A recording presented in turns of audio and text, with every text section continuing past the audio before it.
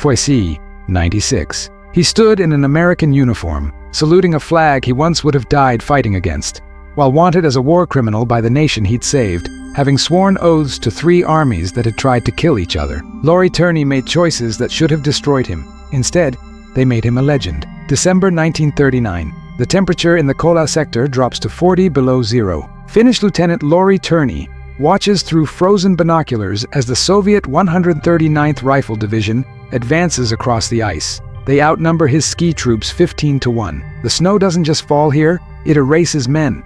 He's 21 years old, and he's about to teach the Red Army what real winter warfare means. The Soviets expect the Finns to retreat. Turney goes on the attack. He leads his unit through forests so thick with snow that visibility drops to arm's length. They move like ghosts, appearing behind Soviet positions, striking fast, vanishing before the return fire even starts. The Russians call them White Death. Turney calls it survival. Within 3 months, he's earned Finland's Mannerheim Cross, the highest military honor his country can give. The citation reads like fiction. Single-handedly destroyed 3 Soviet tanks, led raids that obliterated entire companies, captured enough weapons to supply 2 Finnish battalions. He's not just fighting. He's winning a war his country was supposed to lose in weeks. But the Winter War ends in March 1940, with a treaty that carves pieces off Finland's map.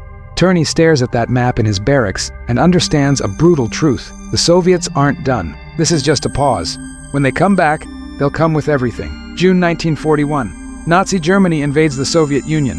Finland sees an opportunity, not an alliance built on ideology, but a cold calculation of survival. The enemy of my enemy isn't my friend. He's a weapon I can use. Turney doesn't care about German politics. He cares that the Germans have training, equipment, and most importantly, they're killing Russians. He volunteers for specialized training with the Waffen-SS, not because he believes in their cause, but because they'll teach him how to kill more efficiently.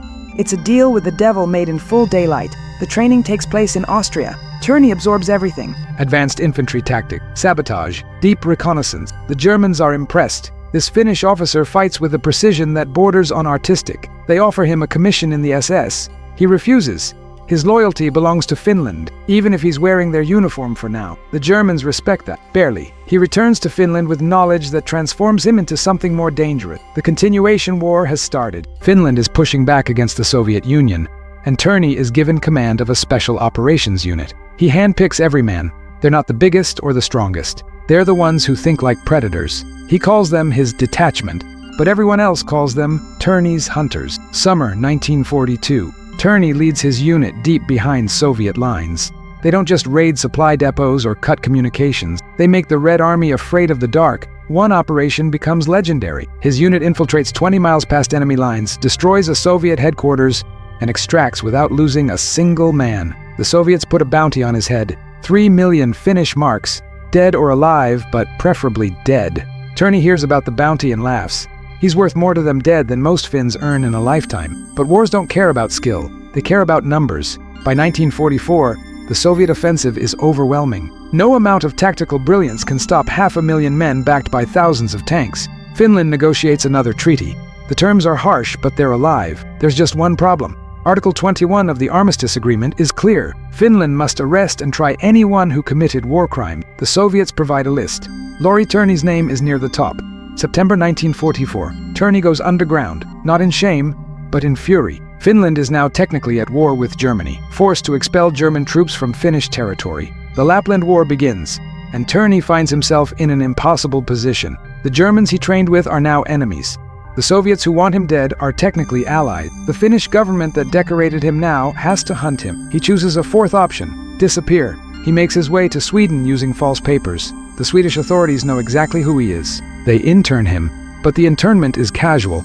Sweden is playing its own game, maintaining neutrality while quietly helping Finnish refugees. Turney waits, plans. The war in Europe ends in May 1945, and suddenly the world reorganizes itself into new threats. The Cold War isn't a metaphor. It's a recognition that the next global conflict is already starting. Turney understands this before most politicians do. The Soviet Union is the real enemy, always has been. He doesn't regret fighting them. He regrets that he lost. Now he needs a new way to continue the fight. The answer arrives in the form of American intelligence officers who are very interested in men with his particular skills. The Office of Strategic Services, the predecessor to the CIA, is recruiting. They need people who know Soviet tactics, who speak Russian, who've operated behind enemy lines. Turney checks every box. But there's a complication. He's wanted by the Soviets. Getting him into the United States requires creativity, the kind of creativity that involves destroyed records, new identities, and quietly opened doors. Laurie Turney enters the United States under a sponsored visa. His official story involves teaching physical education. The unofficial story is more interesting. He's being evaluated. Can this Finnish warrior adapt? Is he just a killer, or is he something more valuable? The Americans test him. Language training, cultural integration, psychological evaluation. He passes everything. Within a year, he's approached with an offer that seems insane. Join the United States Army. He changes his name to Larry Thorne. Not a translation, just close enough to feel familiar. He enlists as a private, despite having commanded special operations units. The other recruits have no idea that the quiet Finnish guy in their barracks is one of the most decorated soldiers in European history. Thorne keeps it that way. He doesn't need recognition. He needs purpose. Basic training is almost insulting. He's teaching close-quarters combat while he's supposed to be learning it. The instructors notice. Word spreads. By the time he finishes basic, officers are requesting him specifically. The newly formed Special Forces needs men who don't just follow doctrine. They need men who write it. Captain Larry Thorne, now an American citizen and officer, is assigned to the 10th Special Forces Group. This is what he was born for. The mission of Special Forces in the 1950s is clear. Prepare for war with the Soviet Union. Train resistance fighters. Operate behind enemy lines. Conduct unconventional warfare. Thorne doesn't just understand this mission. He's lived it. He becomes an instructor at Fort Bragg. The young Green Berets who train under him don't know why this captain with the strange accent is so demanding. Then they hear the stories. This man fought the Russians in forests where the snow was so deep you could drown in it. This man led raids that military historians still study. This man was wanted by the KGB with a bounty that could buy a small house. Suddenly, the demanding training makes sense. If these memories of sacrifice resonate with you, please consider liking this video, leaving a comment with your thoughts, and subscribing to ensure these stories are never forgotten. Thorne's expertise becomes invaluable as American military doctrine evolves. Counterinsurgency, guerrilla warfare, winter operations. He writes training manuals, develops tactics, leads exercises in Alaska that push men to their absolute limits. Some soldiers break, the ones who don't become elite. He's building something that will outlast him. But teaching isn't enough. 1963. Southeast Asia is heating up. American advisors are flooding into South Vietnam, and Special Forces is at the tip of that spear. Thorne volunteers immediately. He's 45 years old, considered ancient by Special Forces standards. Most men his age are planning retirement. Thorne is planning how to fight in jungle terrain he's never seen. Vietnam is nothing like Finland. The snow is replaced by humidity that makes your uniform rot. The forests are triple canopy jungle where you can't see 10 feet. The enemy doesn't wear uniforms and melts into villages. None of it matters.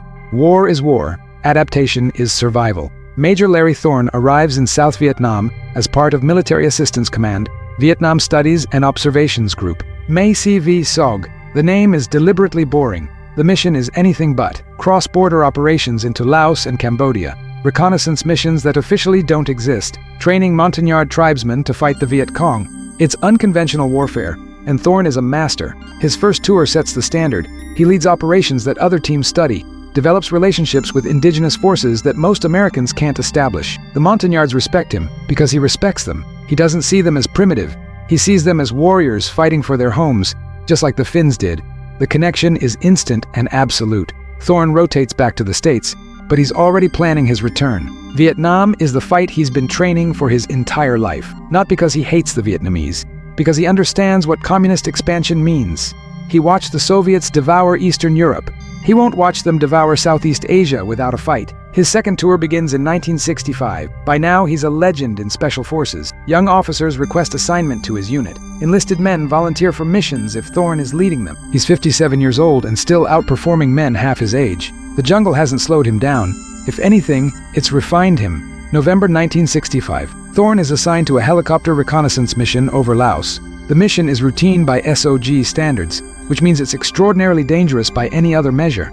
They're flying in a CH-34 Choctaw helicopter, searching for enemy positions along the Ho Chi Minh Trail. The weather is degrading. Clouds press down until visibility drops to nothing. The pilot requests permission to abort. Thorne makes a command decision. Continue the mission. What happens next is disputed.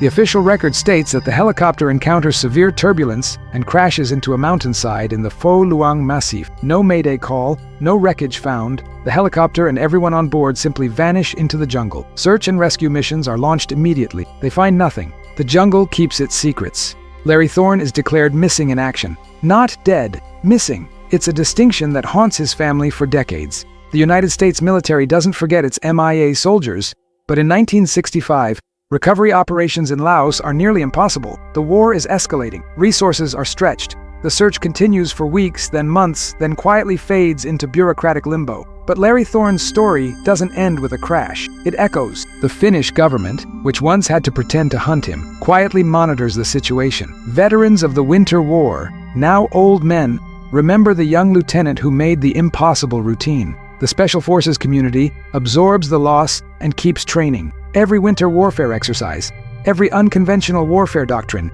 every Green Beret who learns to adapt and overcome. That's Thorne's legacy, built into the foundation. Years pass, the Vietnam War ends, the Cold War continues. Finnish veterans occasionally gather and tell stories about Turney. American Special Forces veterans tell stories about Thorne. Nobody connects them publicly.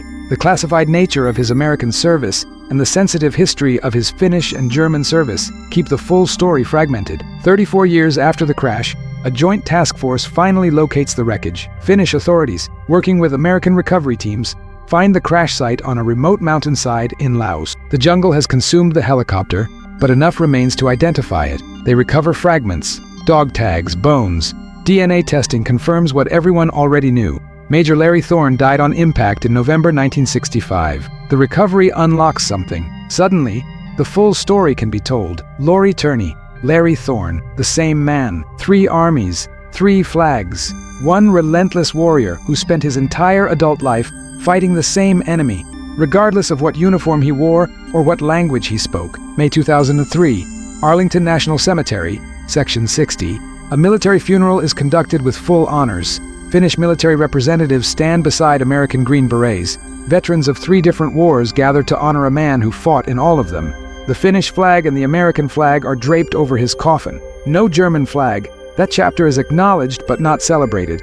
The distinction matters. The eulogy is delivered by a Special Forces colonel who never met Thorne but studied his tactics at Fort Bragg. He speaks about duty that transcends borders, about warriors who fight not because they love war, but because they love what they're defending. About a man who made impossible choices and lived with the consequences without regret or apology. Finnish veterans salute. American soldiers salute. The rifle volley cracks across Arlington, and taps play. Laurie Turney, who started his military career as a 21-year-old Finnish lieutenant facing down the Soviet war machine, ends it buried among America's honored dead. The journey from the frozen forests of Finland to the jungles of Vietnam to the hills of Arlington took decades.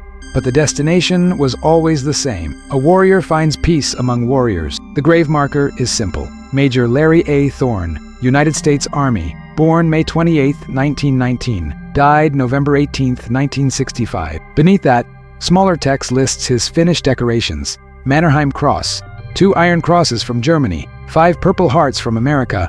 The marker doesn't explain how one man earned honors from armies that fought each other. It doesn't need to. The people who visit understand. But understanding Thorne requires understanding the context that shaped him. Finland in 1939 faced extinction, not defeat, extinction. The Soviet Union invaded with overwhelming force, intending to absorb Finland the same way they'd absorbed the Baltic states. The world watched and did nothing meaningful. Finland fought alone. Young men like Turney weren't fighting for territory or ideology. They were fighting so Finland would continue to exist. That kind of desperation creates a particular kind of soldier. The winter war tactics Turney perfected weren't innovative because they were clever. They were innovative because anything less meant death. Ski troops moving at night through forests in sub-zero temperatures. Ambushes that appeared from nowhere and vanished just as quickly. Mahdi tactics that surrounded and isolated Soviet units, cutting them off from supply and reinforcement. The Finns didn't have the resources for conventional warfare, so they rewrote the rules. Turney's decision to train with the Germans becomes clearer in this context. Finland's choice in 1941 wasn't between good options. It was between terrible options and catastrophic options.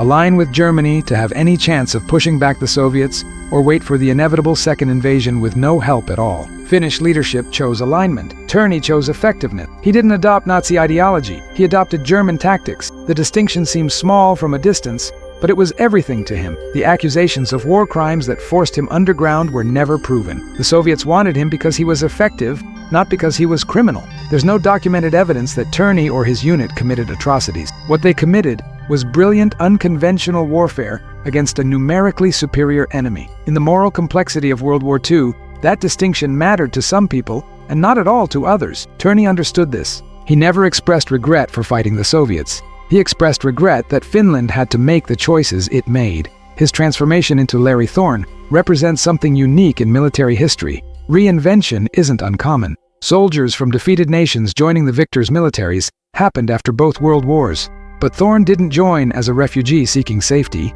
He joined as an expert offering skills. The American military didn't rescue him. They recruited him. The relationship was transactional in the best sense. America needed his knowledge. He needed America's resources. Both sides delivered. The creation of special forces in the 1950s was perfect timing for someone with Thorne's background. The conventional military was built around massive armies facing each other across defined battlefields. Special forces was built around the understanding that the next war wouldn't look like that. It would be fought in shadows, in jungles, in mountains by small units operating independently behind enemy lines. Thorne had been doing that since he was 21. He wasn't learning a new way of war. He was teaching the Americans how he'd been fighting all along. His impact on Special Forces doctrine is measurable. Winter warfare training programs he developed are still used. Unconventional warfare tactics he refined became foundation elements of Green Beret training. The emphasis on cultural understanding, on working with indigenous forces, on adaptation over doctrine. These weren't abstract concepts to Thorne. They were survival skills learned in frozen Finnish forests and refined through years of combat experience. Vietnam should have been impossible for him. A 57-year-old officer operating in jungle terrain completely unlike anything he'd experienced before. But Thorne didn't see the differences.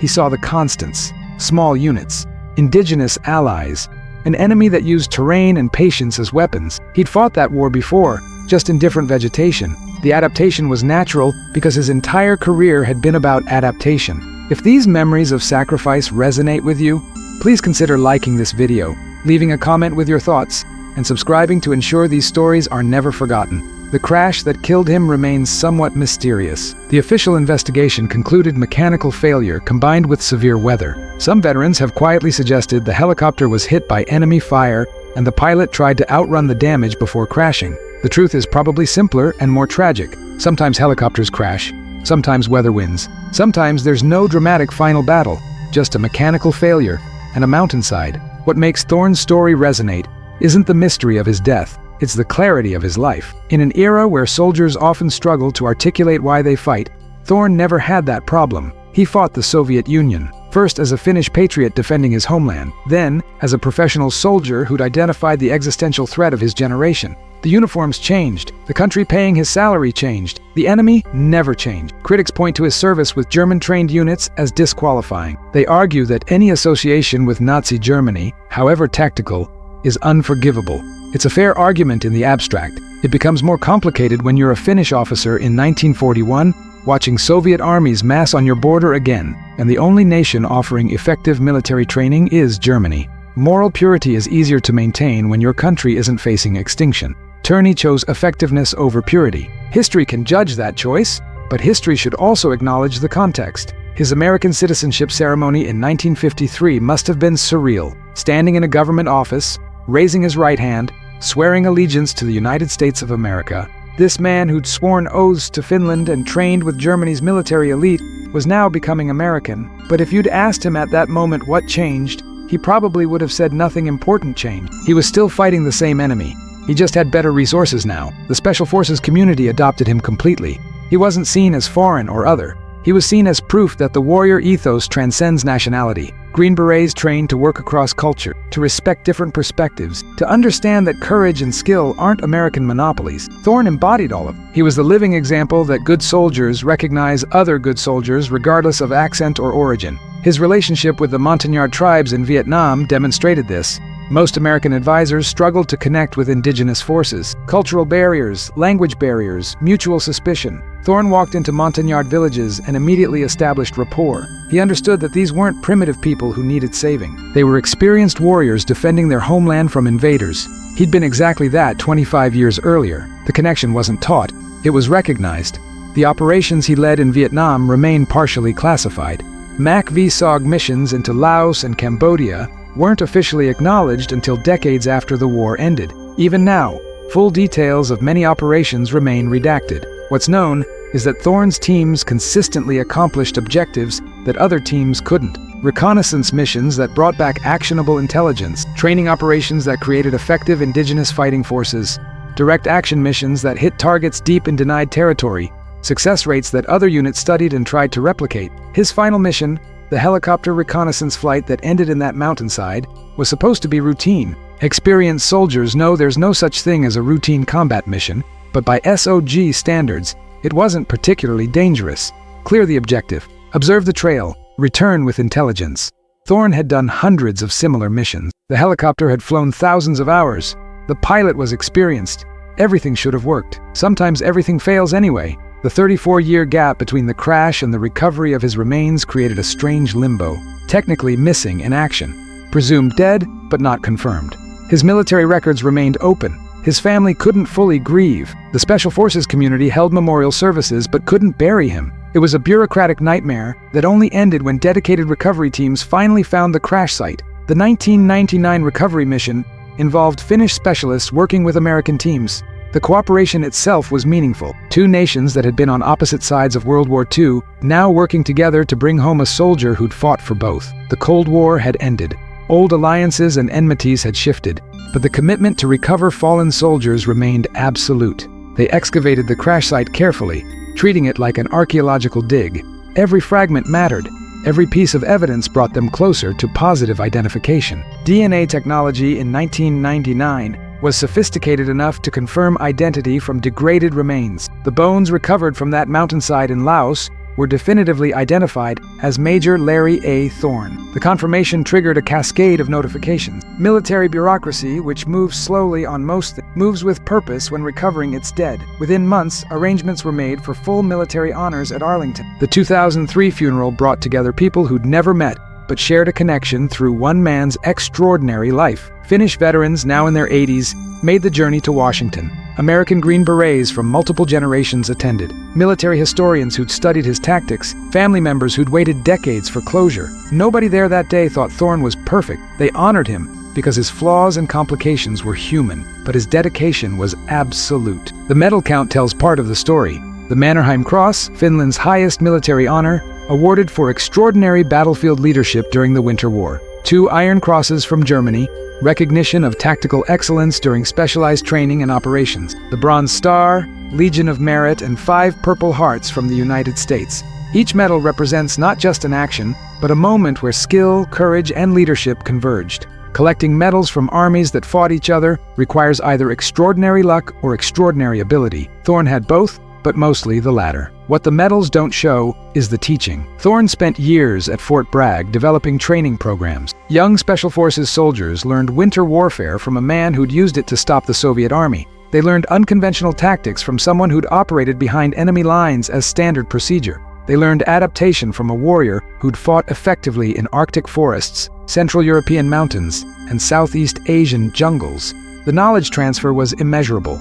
Some of those students went to Vietnam. Some survived because of what Thorn taught them. They came back and taught the next generation, passing along techniques refined in Finnish snow and proven in Vietnamese jungle. Special Forces institutional knowledge is built on generations of warriors teaching hard-earned lessons. Thorn's lessons were harder earned than most. They came from a 26-year combat career across 3 separate wars. That kind of experience doesn't just deserve respect, it demands attention. His influence extended beyond Special Forces. The Army's Northern Warfare Training Center in Alaska uses tactics Thorn helped codify. Winter survival techniques he perfected are standard curriculum. The understanding that cold weather isn't just a combat multiplier, but a weapon itself. That concept came from soldiers like Thorn, who fought in conditions where the weather killed more men than bullets.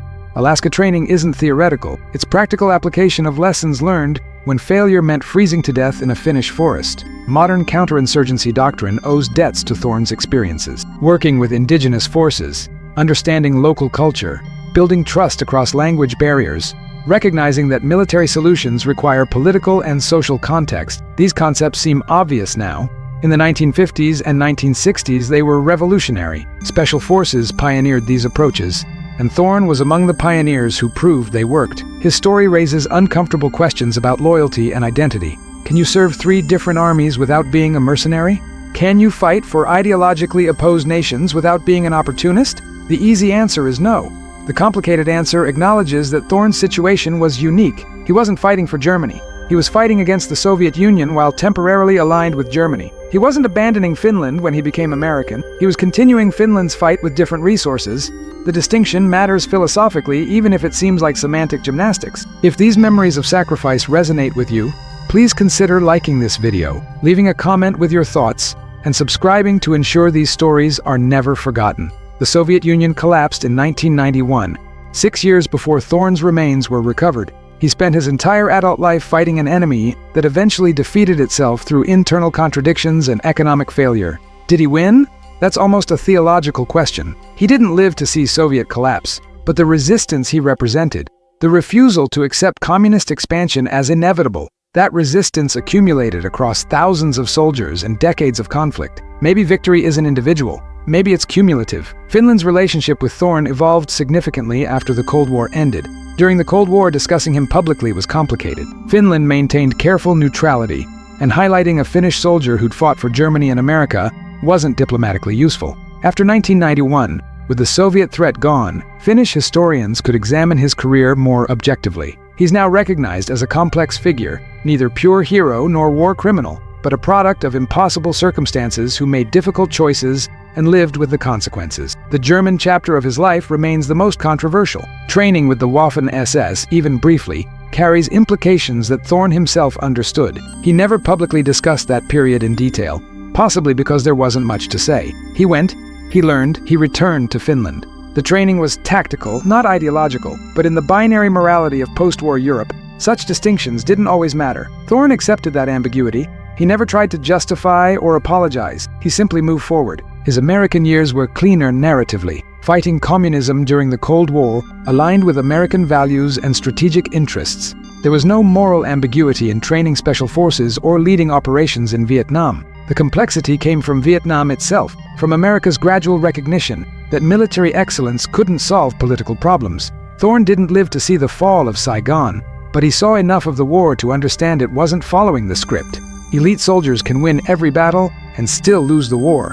That lesson, learned by every empire eventually, was being learned by America in real time. His death in 1965 meant he missed the worst of Vietnam and the bitter American reckoning that followed. He missed the protests, the political fractures, the veterans returning to a country that didn't want to acknowledge what they'd done. Maybe that was merciful. Thorne was a warrior who believed in clear enemies and direct solutions. The moral complexity of late-stage Vietnam would have frustrated him, not because he couldn't understand complexity. He'd lived through Finland's impossible choices, but because he'd chosen sides and committed fully, and Vietnam was teaching Americans that commitment wasn't always enough. The recovery of his remains in 1999 happened during a period when America was reassessing Cold War history. The Soviet Union was gone. Russia was weak and chaotic. China was rising, but not yet recognized as the primary competitor. There was a brief window when looking back at Cold War warriors like Thorne was possible without immediate strategic implications. He could be honored for his service without it being a statement about current policy. That window didn't last, but it was open long enough for proper recognition. Arlington National Cemetery Section 60 is where recent casualties are buried. It's where soldiers from Iraq and Afghanistan rest alongside veterans from every American conflict. Placing Thorne there, rather than in a section reserved for earlier wars, was deliberate. It recognized that his death in 1965, but recovery in 1999, made him both a Vietnam veteran and a contemporary loss. The families visiting Section 60 to mourn recent casualties walk past Thorne's grave. Some stop and read the marker. Some see the finished decorations and wonder. Some understand immediately that they're standing at the grave of someone whose story transcends normal categories. The Special Forces community maintains his memory actively. Fort Bragg, now Fort Liberty, has facilities and training areas named in his honor. Not officially, but in the informal geography that matters more to the soldiers who work there. Young Green Berets learn his name during their qualification course. Some instructors tell the full story. Others just mention that this Finnish guy who became American proved that Special Forces values aren't culturally specific. Either way, the name persists. Finnish Special Forces, the Uti Jaeger Regiment, also honors his memory. They've adopted some of his tactics, particularly in winter warfare. The connection between Finnish and American Special Operations units includes shared respect for Turney's legacy. Joint training exercises sometimes include references to his techniques. It's a quiet recognition that excellence deserves acknowledgement regardless of political complications. The three flags he served under represent three different moments in 20th century history. The Finnish flag of a small nation fighting for survival. The German flag of a European power in its darkest period. The American flag of a superpower at the peak of its Cold War commitment.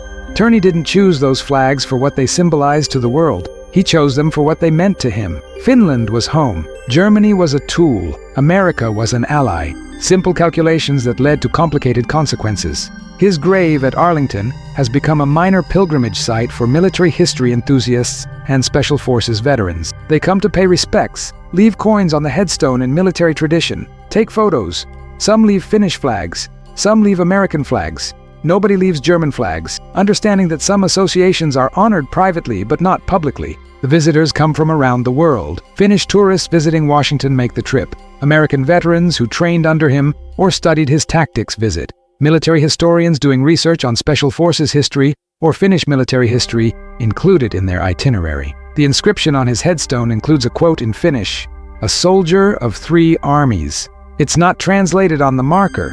Anyone who knows enough about Thorn to visit his grave probably knows what it means. Anyone who doesn't can look it up. The mystery is deliberate. His life didn't fit simple narratives. His memorial shouldn't either. If these memories of sacrifice resonate with you, please consider liking this video, leaving a comment with your thoughts, and subscribing to ensure these stories are never forgotten. Modern analysis of Thorn's tactical innovations focuses on his understanding of asymmetric warfare before that term was widely used. Small units defeating larger forces through mobility, surprise, and intimate knowledge of terrain. Indigenous forces integrated into operations rather than sidelined. Acceptance of risk as part of operational planning. These concepts are now fundamental to Special Operations doctrine. In Thorn's era, they were experimental at best, reckless at worst. He proved they worked through repeated success in actual combat. His winter warfare techniques remain particularly relevant. As climate change makes Arctic regions more strategically important, military forces are relearning lessons Thorn mastered in 1939. How to operate when temperature alone can kill you. How to use snow and cold as tactical advantages. How to maintain equipment and morale in conditions that seem designed to break both. Modern armies training for Arctic operations study the Winter War, and studying the Winter War means studying soldiers like Turney. The psychological aspect of his career deserves attention. 26 years of combat experience across 3 wars creates specific mental patterns. Hypervigilance that never quite turns off. Risk assessment that becomes instinctive. Emotional distance from death that's necessary for survival, but complicates normal life. Thorn rarely discussed these aspects publicly, but they're visible in the accounts of people who knew him. Always alert, always assessing, never fully at peace even in peaceful environments. It's the price of that kind of career, paid by every long-term combat soldier. His relationships with fellow soldiers show the human side. Thorn was demanding but fair. He expected excellence because he demonstrated it. He didn't ask men to do anything he wouldn't do himself. That's Leadership 101, but actually living it consistently is rare. Soldiers who served under him describe a commander who led from the front, shared risks, and protected his men through superior planning and execution. They respected him not because of his decorations, but because he earned that respect daily through competent leadership. His family life was complicated by his career. Multiple marriages, long deployments. The absolute commitment required by Special Operations work doesn't leave much space for normal domestic life. Thorn apparently never resolved that tension. He remained committed to the military mission even when it cost him personally. Whether that was admirable dedication or problematic obsession depends on perspective. The soldiers who benefited from his expertise would say dedication. The family members who saw him rarely might say obsession. Both are probably right. The mythology that's grown around Thorn since his death sometimes obscures the real man. He wasn't superhuman. He made mistakes. He had personality flaws. He succeeded partly through skill and partly through survival bias. Other soldiers with similar ability died in similar circumstances, and we don't remember their names because they didn't survive long enough to build a legendary reputation. Thorn was good and lucky. Separating the two is impossible in retrospect. But acknowledging the mythology doesn't diminish the achievement. 3 armies, multiple wars, consistent effectiveness across different terrain, different enemies, different tactical situations. That's not just luck. That's adaptation and skill maintained over decades. Most soldiers have one war, one specialty, one area of expertise. Thorne had multiple wars, multiple specialties, and demonstrated expertise in whatever situation he faced. The range of that competence is what makes him historically significant. The debate about his legacy continues. To some, he's a warrior who dedicated his life to fighting totalitarianism in its Soviet form, and his choices should be understood in that context. To others, any association with Nazi Germany is disqualifying, regardless of context. To Finnish nationalists, he's a pure hero who fought for Finland's survival. To Finnish critics, he's an embarrassing reminder of Finland's wartime compromises. To American Special Forces, he's a founding influence whose tactical innovations remain relevant. To American critics of special operations, he represents problematic militarism. All of these perspectives have validity. None captures the complete picture. What's undeniable is the impact, the training programs he influenced, the soldiers he taught, the operations he led, the tactics he refined.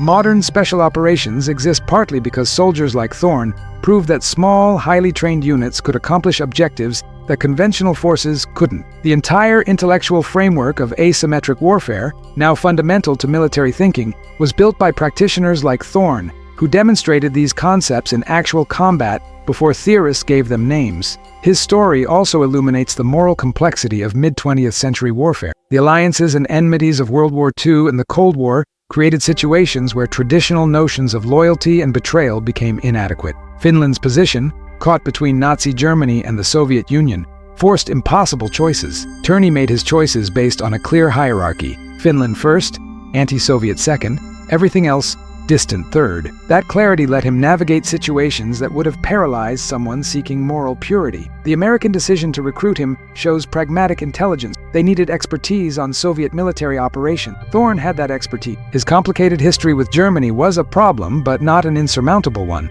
American intelligence in the 1950s recruited numerous people with problematic backgrounds if they had valuable skills. It was controversial then, and remains controversial now. But from a purely operational perspective, Thorne proved the recruitment was justified. He provided valuable training and leadership for decades. His death in a helicopter crash rather than in direct combat has an almost mythological quality. After 26 years of surviving impossible situations, killed by mechanical failure and weather, there's probably a lesson there about how random death can be regardless of skill or experience. Or maybe it's just what happened, and looking for deeper meaning is a human need to make sense of senselessness. The crash killed him. The manner of death doesn't diminish the life. The recovery mission that finally brought him home demonstrated international cooperation at its best. Finnish specialists, American military personnel, Laotian officials, all working together to recover remains from a crash that happened during a war that divided nations. By 1999, enough time had passed and enough geopolitical situations had changed that the recovery could be purely about honoring a fallen soldier. The politics that complicated Thorne's life didn't complicate his recovery. That's probably fitting.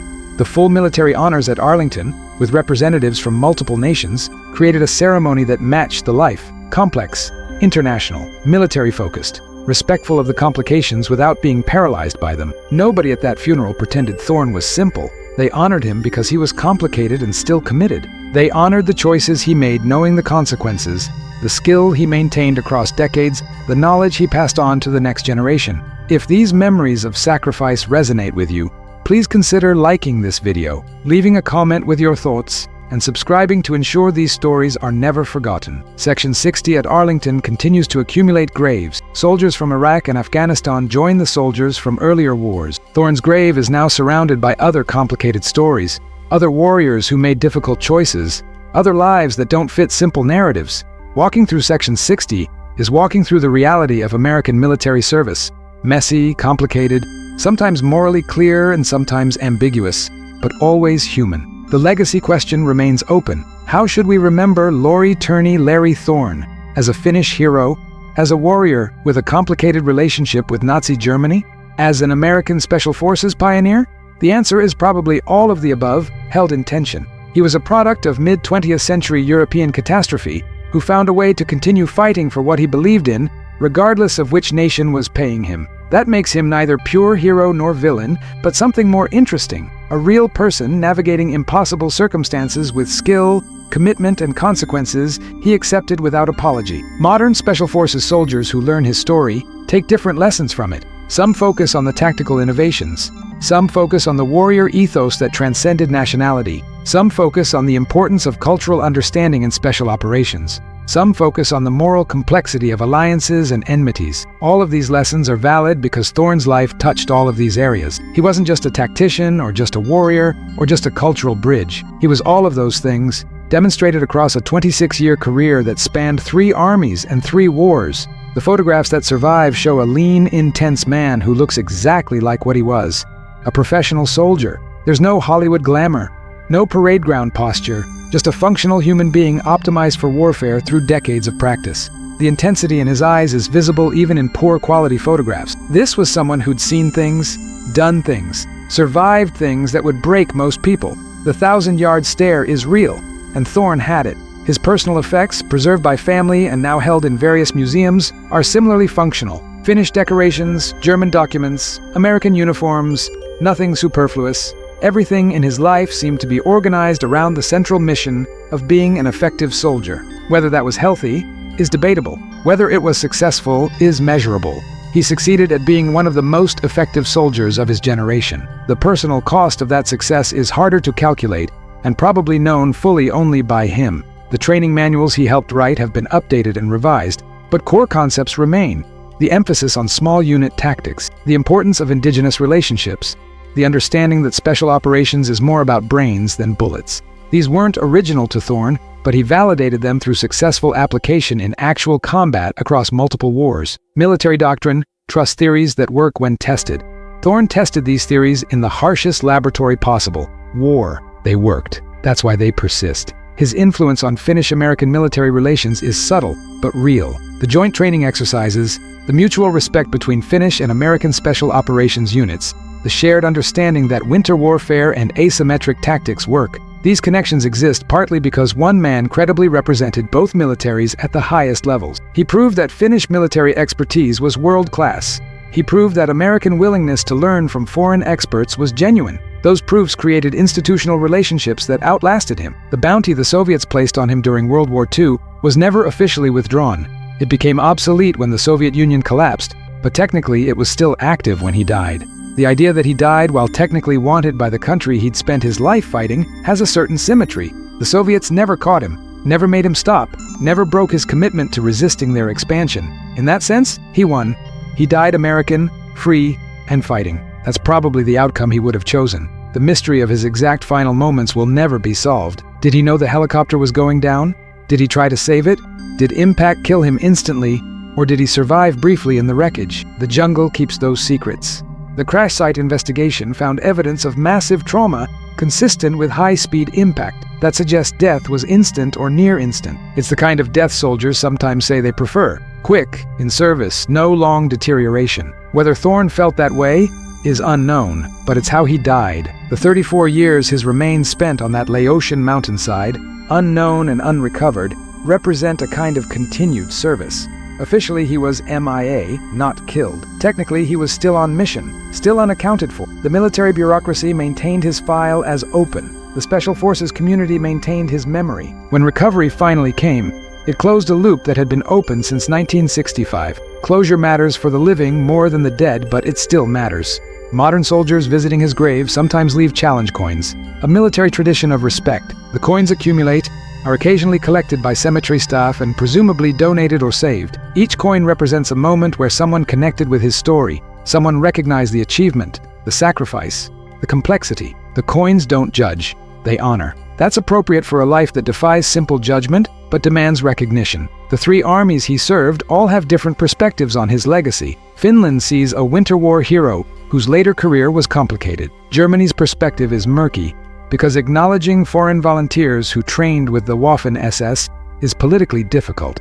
America sees a Special Forces pioneer whose foreign background was asset rather than liability. None of these perspectives is wrong. They're just incomplete without the others. The complete picture requires holding all 3 perspectives simultaneously, which is difficult but necessary. His story has appeared in books, articles, documentaries, And now this video. Each telling emphasizes different aspects. Military histories focus on tactics. Biographical accounts focus on personal journey. Political analysis focuses on alliance complexity. All of these approaches reveal something true. None captures everything. Maybe that's appropriate. Complex lives deserve complex remembering. If these memories of sacrifice resonate with you, please consider liking this video, leaving a comment with your thoughts, and subscribing to ensure these stories are never forgotten. The question of whether Turney was the only man to serve 3 armies that fought each other is technically debatable. There were other foreign volunteers who served in multiple armies during World War II and afterward, but the specific combination, Finland, Germany trained, and United States, at such high levels of accomplishment in all 3 appears to be unique. The specificity matters.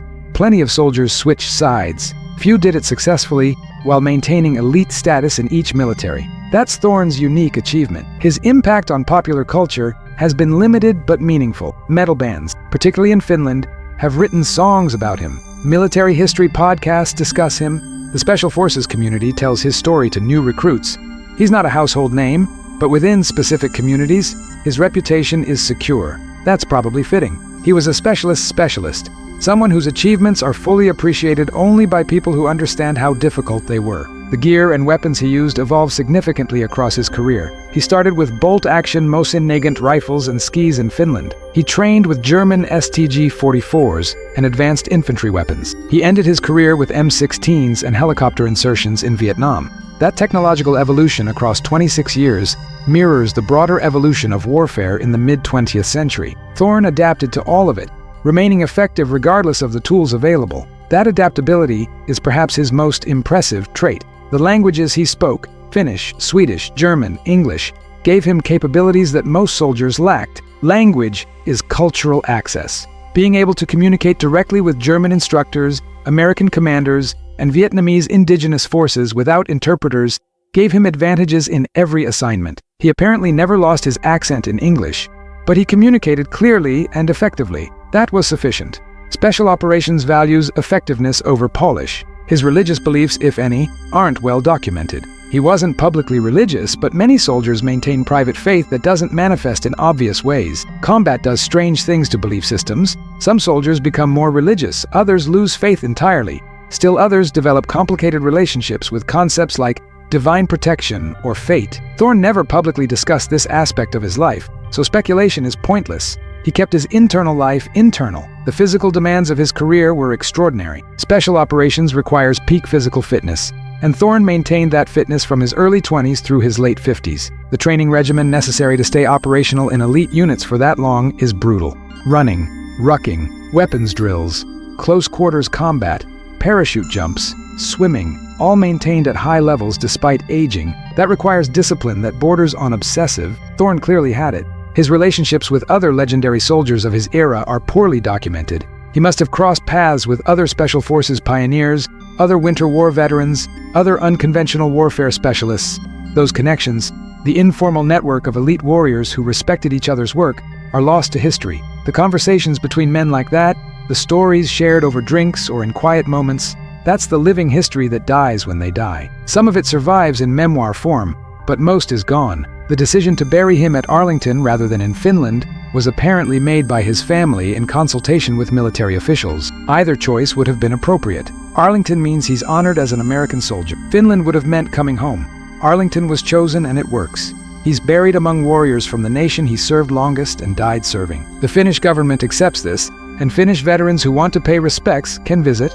It's not perfect, but no choice would have been perfect. The evolution of his name, Lauri Turney to Larry Thorne, represents his evolution. He didn't completely abandon his Finnish identity. The name similarity maintained that connection, but he Americanized enough to integrate, to be accepted, to be effective in his new military. It's a small thing that represents a larger balance, honoring his origin while embracing his chosen nation. Many immigrants face that balance. Few do it while serving in elite military units. The tactical debriefs he must have provided American intelligence after arriving in the United States were probably extraordinarily valuable. Detailed accounts of Soviet tactics, equipment, unit organization, combat effectiveness, information about German training methods, weapon systems, operational planning, strategic insights about Finnish defensive operations against numerically superior forces. All of this from a source who'd not just observed, but actively commanded operations. The intelligence value alone probably justified his recruitment before even considering his training and leadership capabilities. His perspective on the Cold War must have been different from most American soldiers. He'd fought hot wars against the Soviets. He knew what Soviet occupation looked like.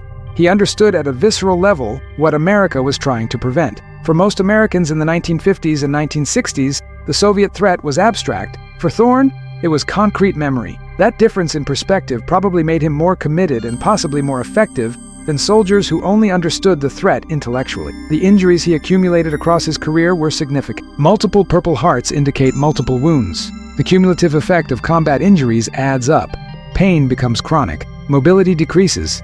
Healing takes longer. That he remained operational into his 50s despite this physical degradation indicates either extraordinary pain tolerance or excellent medical care, or probably both. Elite soldiers often have complicated relationships with pain, learning to function through levels of discomfort that would disable normal people. His final resting place is now permanent, but memory is not. The soldiers who knew him personally are dead or dying. The institutional memory in Special Forces preserves his tactical contributions, but loses the personal details. Eventually, he'll be a name in history books, a case study in military courses, a marker in Arlington that fewer people understand. That's the fate of all soldiers eventually. The living memory fades. The historical record persists. What persists of Thorne is significant. Tactical innovations, training programs, proof that warrior excellence transcends nationality. The life of Laurie Turney.